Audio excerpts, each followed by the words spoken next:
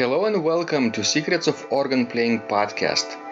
We are your hosts, Vidas Pinkevičius and Aušra Pinkevičienė. We've been mastering secrets of organ playing for more than 20 years and sharing them on this blog since 2011. On this show, which we create from our home in Vilnius, Lithuania, we strive to help you grow in every area of organ playing, including practice, technique, repertoire, sight reading, hymn playing, improvisation, composition, music theory, harmony, and many others. Our hope is to help you become a complete musician, or what we call as total organist, a program which we have created to help you reach your dreams faster than you would do on your own. If you are new here, we invite you to subscribe to receive free updates of this blog at organduo.lt. By subscribing, you will also receive free video how to master any organ composition and 10-day organ playing mini course. And now let's go to the podcast for today. Hi guys, this is Vidas and Aušra. Let's start episode 479 of Secrets of Organ Playing podcast. This question was sent by Ruth, and maybe this is not a question per se, but an observation. I asked Ruth, who is our total organist student, to write what she has been working on, and she wrote, "Our church organist has been in the hospital with a very serious illness. I am an ordained minister with some experience in music. In this geographical area, it is difficult to find substitutes for organists. So for several Sundays now, I have played the piano for the hymn singing and have also led the worship service. For special music, I played the flute, on which I have done a lot of solo work. So far it is working out fine, but I do not know when the organist will be able to return. For now, I practice music and also prepare the worship service. Preaching is a major part of the service. For me, it takes a huge part of the week to prepare the sermon with an effort to study the biblical text in great detail, since those texts form the foundation of the sermon.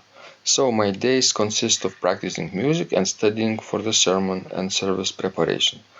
I ultimately have to write the service for the bulletin. Fortunately, this church has someone to type and copy the bulletin." What are your thoughts, Aušra, after hearing this?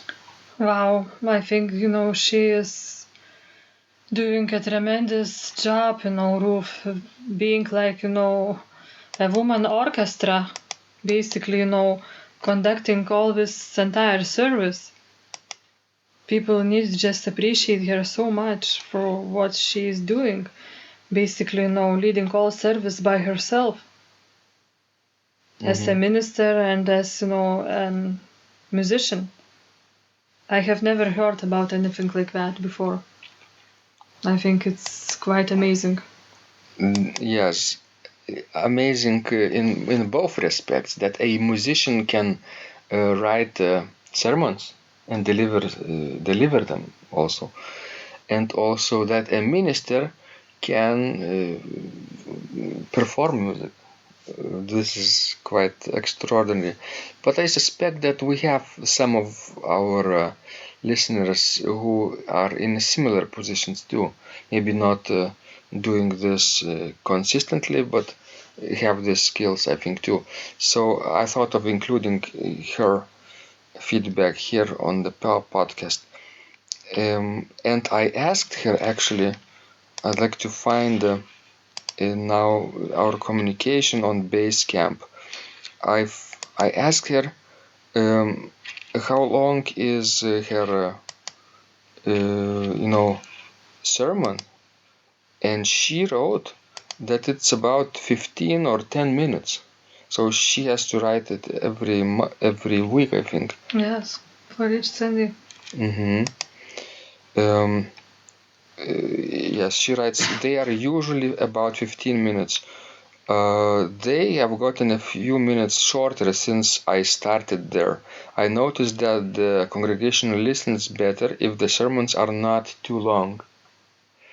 That's, I think, a good way, to understand that, because I have listened to a sermons that would last for almost like 40 minutes. Mm-hmm. And where, the priest would start to talk about one thing and then would go and talk basically nonsense. It's not related with a scripture at all.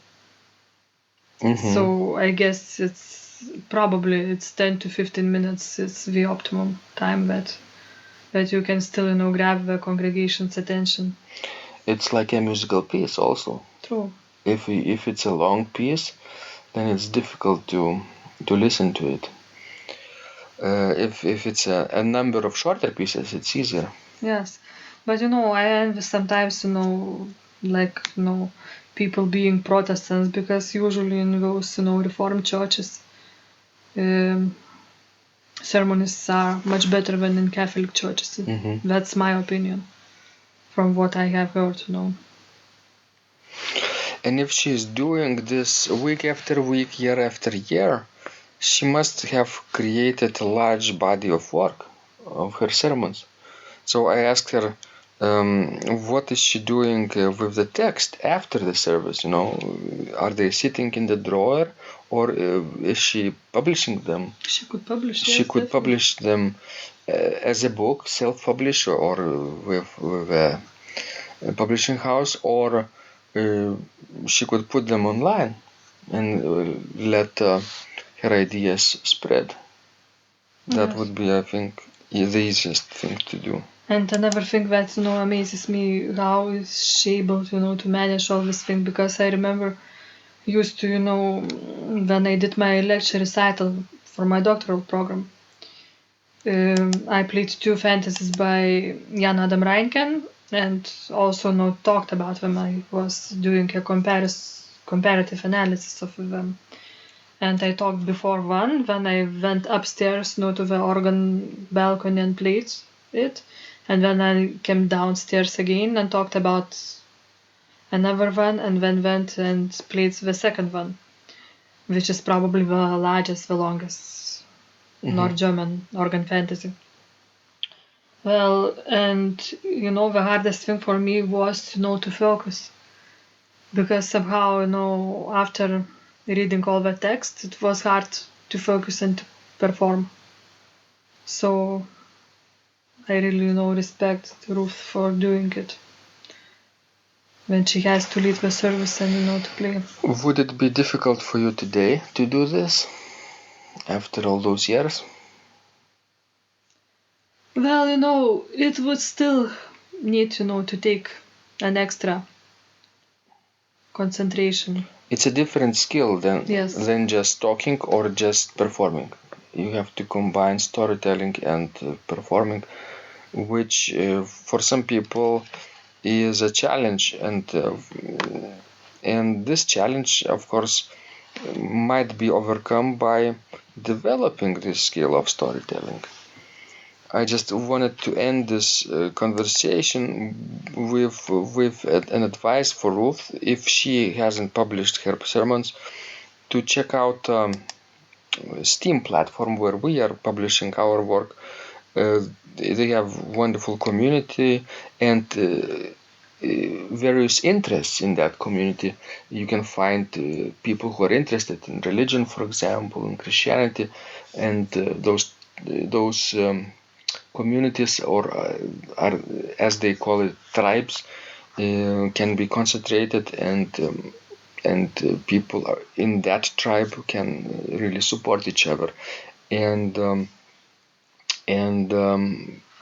this is really great work to start your blog today. If I was doing the work from scratch, I would start with Steam, I think. Alright guys, please send us more of your questions. We love helping you grow. And remember, when you practice, Miracles happen. This blog is supported by TotalOrganist, the most comprehensive organ training program online. where you will find courses for every area of organ playing, including technique, practice, sight reading, repertoire playing, hymn playing, improvisation, composition, music theory and harmony, with hundreds of scores and thousands of exercises. Here is what some of the students are saying. Hugh writes, "The sight reading course has helped me tremendously. Thank you very much for your essays, courses, and all your help." Robert writes, "I found the fingerings, registration ideas, and general comments to be excellent." John writes, "I have found your download very helpful. It was really excellent. I have watched some of your teaching videos, and when I read your instructions, I tried to imagine you were teaching me. You may feel disappointed that I am 2-3 days behind, but I am a slow learner, and I have committed to taking the time to get it right, as you say. But the other night my wife commented that she had never heard me play such a detailed melody in the left hand so well. My left hand is generally poor." Robert writes, "It has been a great pleasure in my life of having discovered your courses and material as well as the YouTube work of recordings. You have a calm and pleasant way of teaching." Ron writes, "Hi Vidas and Ausra, thank you guys. What a wonderful response to my email note to you. You've got me right, and I feel you understand my level of playing. Yes, at home, and lucky that I have an organ for that reason. I am paying attention to this, and I am going to try this haha no longer secret model. Yes, and I love Cesar Frank too. What is very nice about your blog podcast is that Ausra and Vidas are like a Socratic dialogue, and by bouncing things off of each other, so much more information comes out and is expressed. Your comments contain a wealth of information and understanding. I really appreciate this. It is very inspiring and will keep us moving forward." Would you like to receive the same or even better results that our students are getting? If so, join them at organduo.lt/total-organist. And of course, you will get the first month free too. You can cancel anytime. Also, if you haven't yet subscribed to receive free updates of this blog, make sure you do that at organduo.lt. By subscribing, you will also receive free video, how to master any organ composition, and 10-day organ playing mini course. This was Vidas. And Ausra from Secrets of Organ Playing. And remember, when you practice, Miracles happen.